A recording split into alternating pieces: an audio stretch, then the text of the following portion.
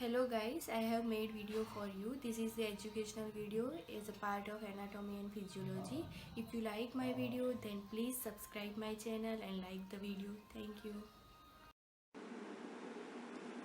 Hello guys, I Shraddha Gajjar. Today I am going to teach you about the thyroid gland and parathyroid gland. Now we will see the anatomy of the thyroid gland. In that first we will see the location. The thyroid gland is situated in the neck in front of larynx and trachea, where at the level of the 5th, 6th and 7th cervical vertebra and first thoracic vertebra. Weight 25 grams. Shape butterfly in shape. It consists 2 lobes and they join by a narrow end, that is the isthmus. The 2 lobes are roughly cone shaped, about 5 cm long and 3 cm wide. Now blood supply of the thyroid gland. The arterial blood supply, that is the superior and inferior thyroid artery, and venous drainage, that is the thyroid veins which drain into the internal jugular veins. What about the nerve supply? That is the recurrent laryngeal nerve. Now the hormone of the thyroid gland, that is the T3 and T4. Okay, T3 that is the triiodothyronine and T4 that is the thyroxine. These both are very essential. Okay, iodine is very essential for the formation of the thyroid hormone. Now the dietary sources of iodine, that are the seafood and vegetables grown in iodine rich soil and iodinated table salt. The thyroid gland selectively takes up iodine from the blood and process called the iodine trapping. Okay. Now we will see in detail. First is T3, that is the triiodothyronine. It affects almost every physiological process in body. First, that is the helpful for the growth and development, for the metabolism of the food, maintaining body temperature and heart rate. Now T4, that is the thyroxine. It is very helpful and controls the development and the maturation. Excess thyroxine result rapid development, and deficiency of thyroxine result in delayed development. So it is very helpful to control the development and maturation of our body. Now the effects of the abnormal secretion of the thyroid hormone. First, that is the hyperthyroidism. In that, increased T3 and T4 secretion. And second, that is the hypothyroidism. In that, as the name suggests, hypo, there will be decreased amount of the T3 and T4 secretion. Now, what is hyperthyroidism? In that, we will see the features or clinical symptoms, that is the increased basal metabolic rate, while in hypothyroidism there will be decreased metabolic rate. Then the weight loss and good appetite in hyperthyroidism. Then in hypothyroidism there will be weight gain due to the decreased basal metabolic rate. Then in hyperthyroidism there will be anxiety, physical restlessness and mental excitability, while in hypothyroidism depression, psychosis, mental slowness and lethargy. While in hyperthyroidism there will be the hair loss. In hypothyroidism there is the dry skin and brittle, or we can say brittle hair, or we can say dry hair. Then the hyperthyroidism increase the T3 and T4 secretion. That's why there will be tachycardia, palpitation and atrial fibrillation, while in hypothyroidism there will be bradycardia. Now warm, sweaty skin, heat tolerance in the hyperthyroidism, and dry, cold skin and prone to hypothermia, that is the hypothyroidism. In hyperthyroidism there will be a chances of the diarrhea due to the increased metabolic rate, and in hypothyroidism there will be the constipation due to the decreased basal metabolic rate. So these are the common symptoms of the hyperthyroidism and the hypothyroidism. Now Next hormone, that is the calcitonin. It is secreted by the C cells of the thyroid gland, and main action is increase the bone calcium and decrease the blood calcium. Uh, Important, it is very important and essential in the childhood, because at that time bone goes the very considerable changes in size and shape. That's why it is very important. Now, calcitonin has the opposite action of the parathyroid hormone, because calcitonin absorb the calcium from blood and they will be deposited into the bone, while parathyroid hormone main action, that is increase the calcium level into the blood, so that it has the opposite action.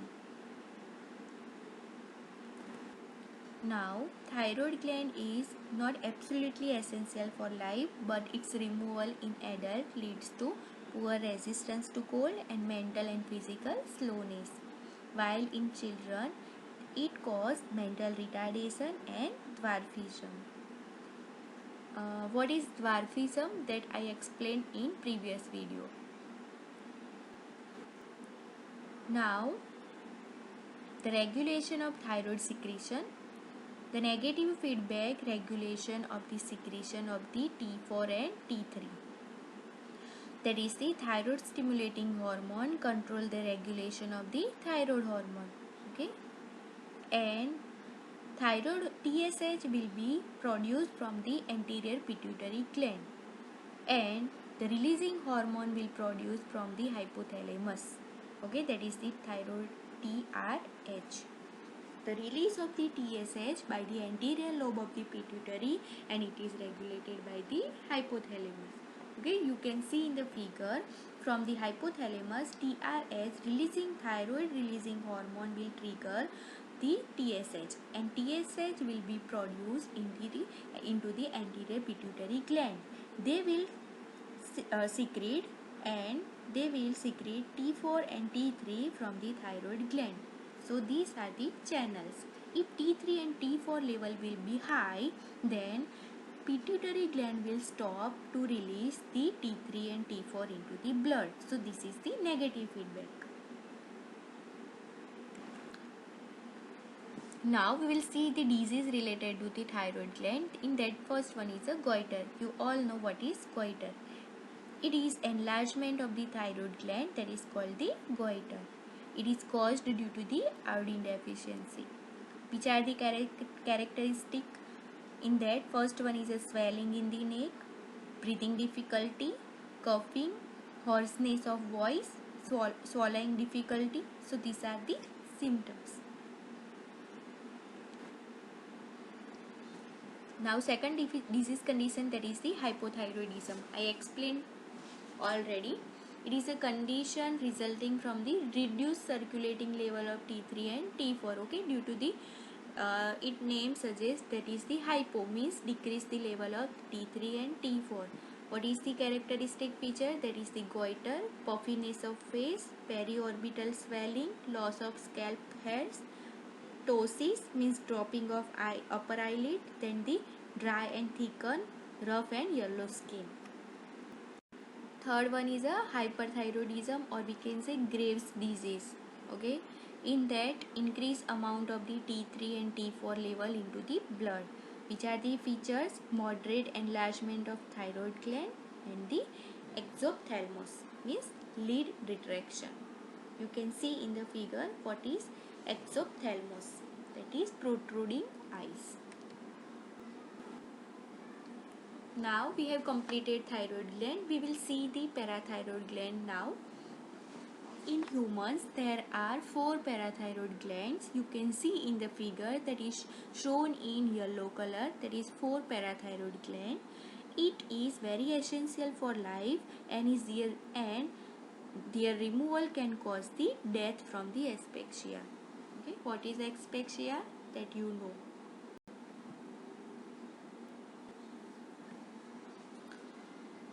Now the anatomy.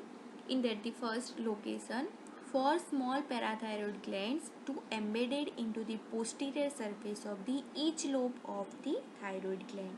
Okay, it is embedded into the thyroid gland. They are surrounded by the fine connective tissue capsules and shape that is the spherical, or we can say the oval. They are arranged in a column. Okay, each side two parathyroid glands are there, and total 4 parathyroid glands. Color yellowish brown. Size 6 mm long, 3 to 4 mm wide, and 1 to 2 mm anterior posteriorly. Now we'll see the function of the parathyroid hormone. It consists, or it contains chief cells which secrete the parathyroid hormone. You can see in the figure there is the chief cells are there. The main function of the parathyroid hormone, that increase the blood calcium level. Now we'll see the disease condition related to the parathyroid gland. In that, first one is rickets. It is disease characterized mainly by the bone deformities in young children. Okay, in rickets there will be a bone deformity in young children. The disease of the children sets in about 6 months of life. Okay, at the 6th month we can identify this is the rickets. Which are the characteristic features? Deformed bones. You can see in the figure there will be the deformed bones. Then thick wrist and ankles. Then retarded growth. So these are the symptoms. Second, that is the osteomalacia. This is due to inadequate absorption of the calcium due to the deficiency of the vitamin D and calcium in the diet. So there will be the lack amount or lack absorption of the calcium because of the deficiency of vitamin D and calcium intake in your diet. This disease is limited to females, usually appears after the multiple pregnancy and the lactation. Okay, because of the multiple pregnancy and lactation there will be the lack amount of the vitamin D and calcium in the body. Now third, that is the hypoparathyroidism, means low level of calcium into the blood. Okay, which are the characteristic features? Psychiatric disturbance, paresthesia, and development of the cataract. So these are the symptoms. So this is the hypoparathyroidism. Okay, low level or decreased level of the parathyroid hormone. Fourth one is hyperparathyroidism, means excessive secretion of the parathyroid hormone. Which are the characteristic features? In that, the formulation of renal calculi, means renal stone, polyuria, excessive amount of urination, polydipsia, then the anorexia, loss of appetite, then the muscle weakness, okay, general fatigue, and calcification of the soft tissue. So these are the clinical features of the hyperparathyroidism. So I have completed my topic, that is the thyroid gland and parathyroid gland. Now if you have any query, any question, you can ask me. Before that, you don't forget to like and share my video and subscribe my channel. Thank you.